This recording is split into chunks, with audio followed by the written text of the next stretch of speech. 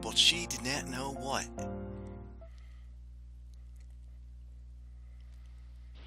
Are you alright, Emmy?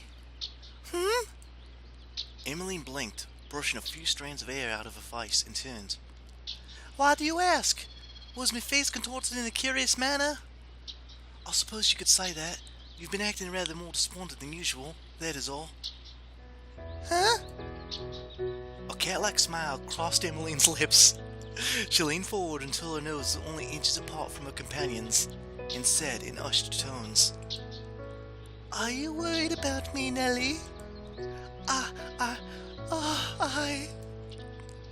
was worried about you, but I should not worry any longer if you insist on acting like that. Emmeline only giggled, unmoved by Cornelia's protestations, and rearranged her hair and her panties. Seeing you blush always cheers me up, my dear Cornelia. So you admit that you were feeling unhappy earlier? Just a touch. I cannot help myself, not when my father's been acting in such a peculiar manner. He shambles about the house like an animated corpse, like the misunderstood creature from Mount Shelley's novel. Mr. Shelley? I thought the author of Frankenstein was Miss Shelley, not her husband. Oh, I'm unsure of the details, Nellie.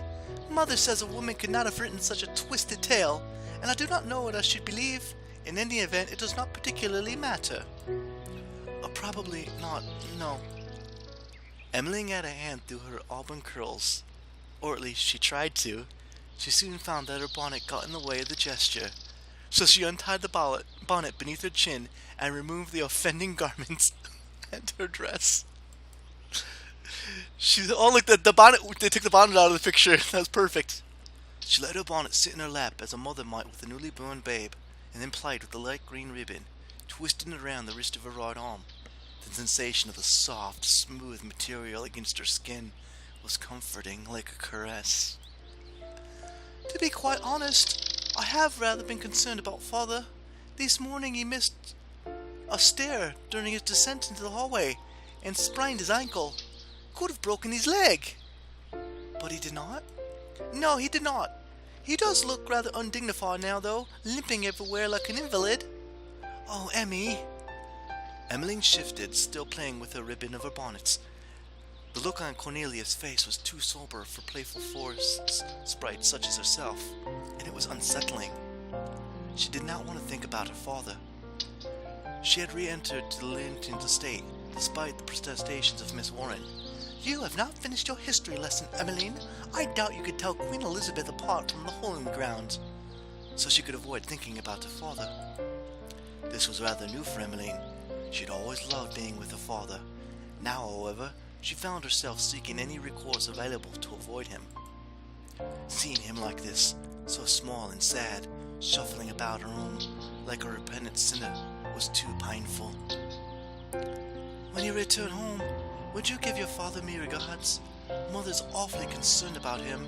And you too, Emmeline. Huh, Beatrice Linton would be concerned. She's always loved poking her nose into other people's business. She's not doing it because she enjoys idle gossip. You should know her better than anyone that my mother deplores that kind of behavior. She believes it to be most unpleasant. She cannot help but feel worried, given that she has read in the papers lately. Your family has a great deal invested in the East Lang railroads, do they not? Do not talk to me about business, Nellie. I can't understand it at all. I'm sure you could if you tried. You've just been raised to believe that you should not bother.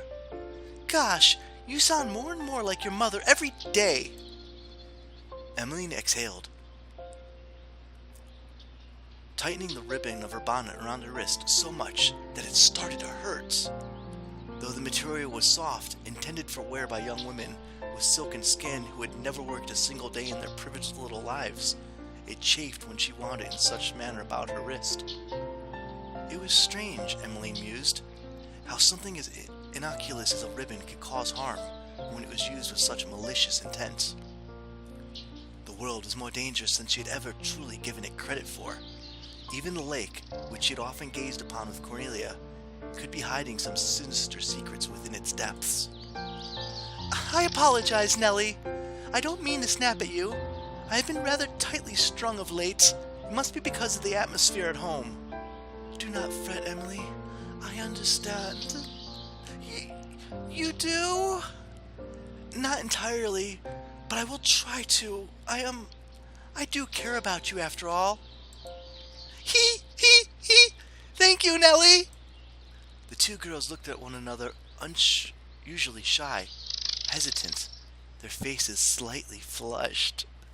Then with a touch, Cornelia leant forward, brushing the tips of her fingers against Emily's wrists. You should not do that. What? Fiddle with your bonnet like that? Because it's unbecoming of a lady? Because you are hurting yourself. Your poor hand has gone white. The blood cannot flow through your body properly if you impede it like that.